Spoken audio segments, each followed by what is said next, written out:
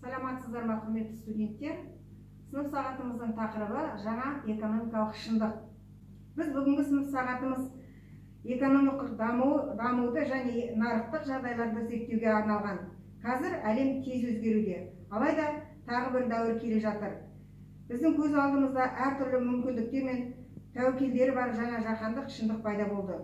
Бүгінгі таңда Қазақстан экономикасына әлемдік нарықтағы құлдырау салдарынан туындаған бірқатар сыртқы факторлар теріс әсер етуде. Әлемдік дағдарыстың шығу тетігі бізге байланысты емес. Әлемдік дағдарыстың әсерінен ешкім де тыс қалмайды.